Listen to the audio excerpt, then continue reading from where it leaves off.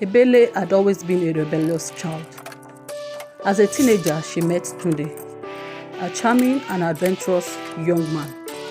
She knew she had to follow her heart. The harsh realities of life hit her hard, and she realized she had made a grave mistake by leaving her family.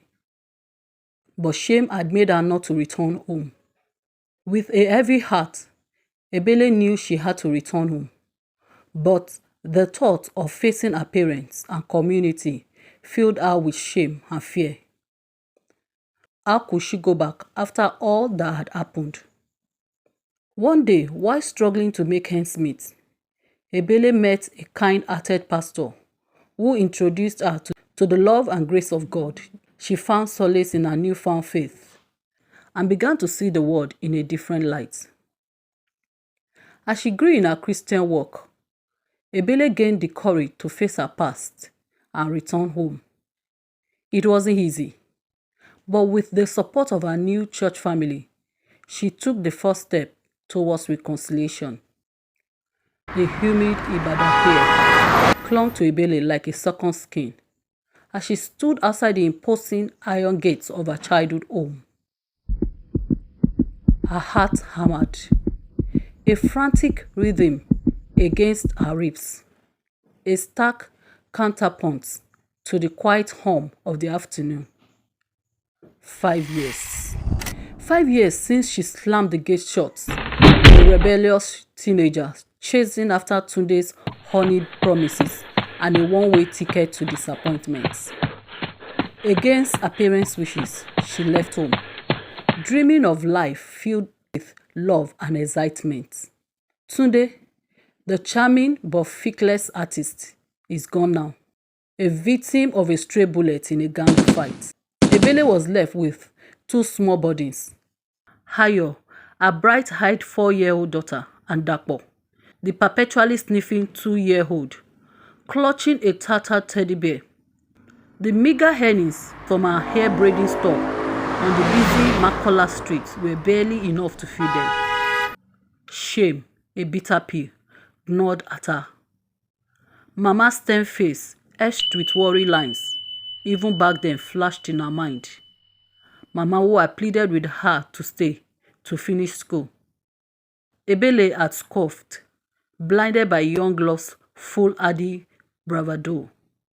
Now desperation had driven her back.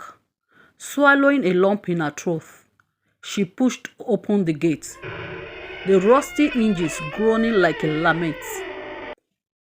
The familiar scent of Mama's cooking, a spicy aroma of egusi soup filled the air, a beacon of warmth in the storm of her emotions.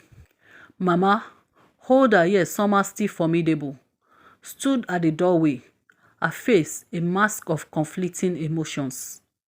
The surprise in her eyes melted into a flicker of relief as she saw her grandchildren clinging to Ebele's legs. A single tear escaped, tracing a glistering path down her cheek. That night, huddled under a thin blanket on the woven mat in the guest room, Ebele poured out her heart. The guilt felt like a bitter river overflowing. Mama didn't judge.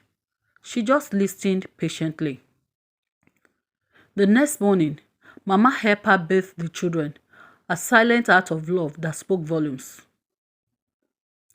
"Why are you here?" her father bellowed as he looked at the trio at his dining table. "Please take it easy," her mother whispered as the two children visibly jumped in their seats and Dapo spilled his meal of ogi.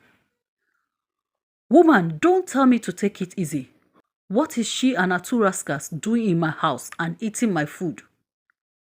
Ebele quickly went on her knees before her father. "Papa, please, be cool," Ebele pleaded. Mr. Ogbonna moved backwards.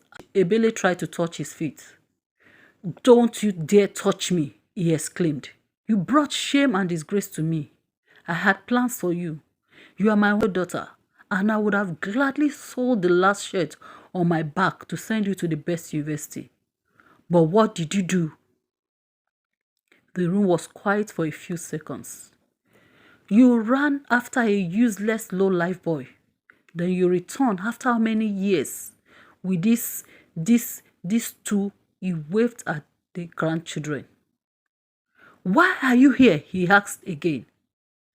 My husband, please. You can see that she needs us. Her husband is dead. She had no husband. I never gave her out in marriage to him. The emotions in the room were palpable. The little children wept where they had joined their mother, who was still kneeling at her father's feet. Mrs. Ogbonna stood behind her daughter and pleaded with her husband. Some days after she had returned home, her pastors in her local church came to see her father. They pleaded with him to give Ebele and her children a home in his house. I wanted a better life for Ebele, Mr. Ogbonna whispered brokenly, his head in his hands. I understand, sir. All we ask is that you forgive her and welcome her and the children back home. It could have been worse. Let's thank God it's not her corpse that was brought back home, the pastor said.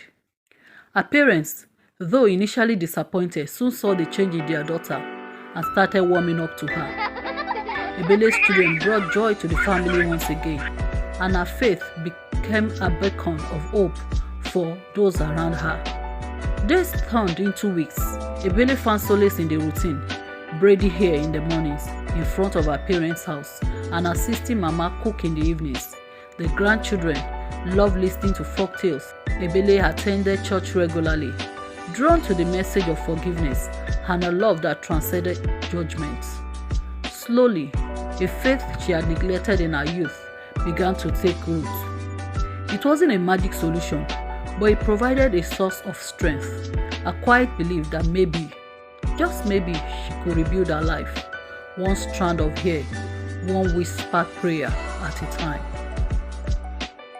And our favorite scripture in Jeremiah 31:3, the Lord appeared to us in the past, saying, I have loved you with an everlasting love.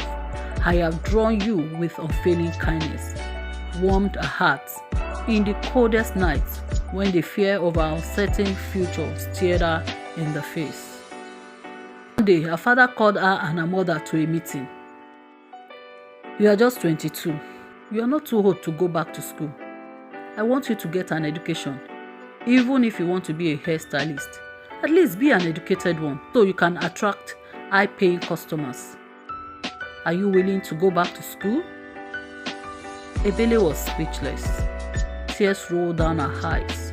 She was amazed that God, who heard her secret prayers, had revealed them to her father. Talk now, her mother cut into her thoughts.